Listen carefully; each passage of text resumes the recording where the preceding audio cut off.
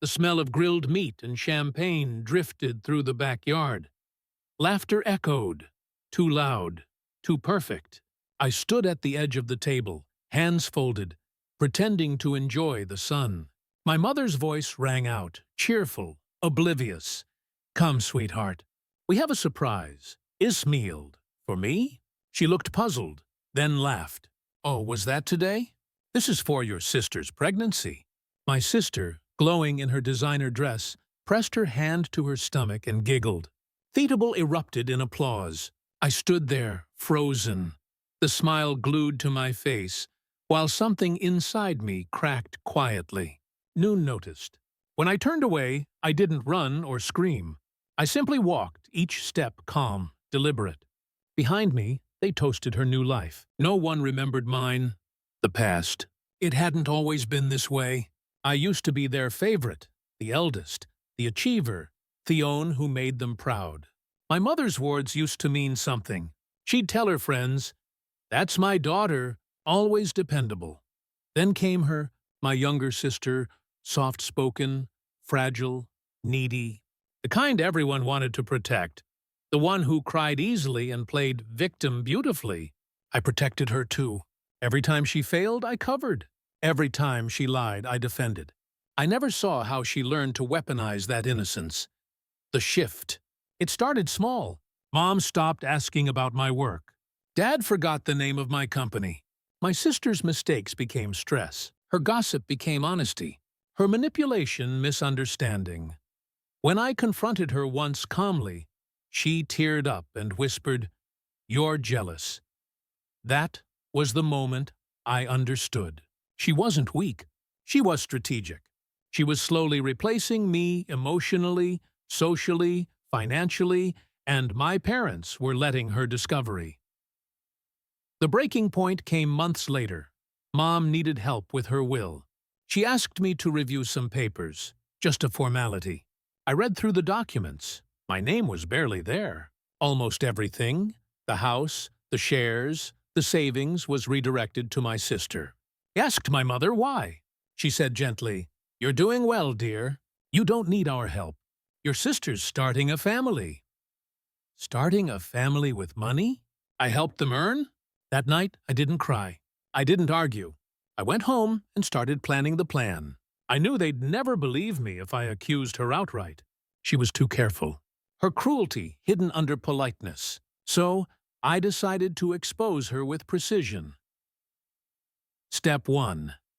Data. Every conversation, every message, every financial transfer I documented. She'd been using Mom's accounts for her own spending, but cleverly disguised the withdrawals as medical needs. Step 2. Social narrative. I reconnected with old family friends. Subtly, I mentioned my sister's struggles, her financial pressures. He never accused. I just planted questions. Step 3. The mirror. I made her believe I'd forgiven her. I attended dinners, complimented her, even offered to host her baby shower. She smiled, relieved, believing she'd won. She didn't realize the trap was already set. Execution. 2 weeks after the barbecue, I uploaded everything. A neatly organized folder sent anonymously to every family contact, bank statements, screenshots, voice memos, and one recorded conversation. Her bragging to a friend about how easily she could manipulate our mother. I didn't need to say a word. I knew exactly when they saw it.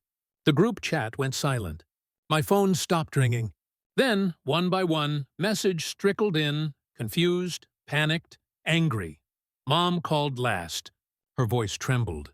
Why would she do this? I didn't answer. I just said, "You forgot my birthday." Then I hung up. The confrontation? Days later, I visited home. The same backyard, the same table, but the laughter was gone. My mother sat pale, clutching her phone. My father refused to look at me. My sister, red-eyed, shaking, tried to speak first. "You destroyed me," she whispered. I tilted my head. "No, I just showed them who you are." Tears filled her eyes, but I didn't move. For years, I'd cried while she smiled. Now she would feel the same silence. My mother tried to reach Forma. We didn't know. I stepped back. You didn't want to. Then I left the house. This time, I didn't look back. The payoff. A week later, I got a message from Mom. Just 2 words. I'm sorry. I didn't reply. Forgiveness wasn't the goal. Awareness was. They needed to see to finally recognize what they'd allowed. I celebrated my belated birthday alone that night.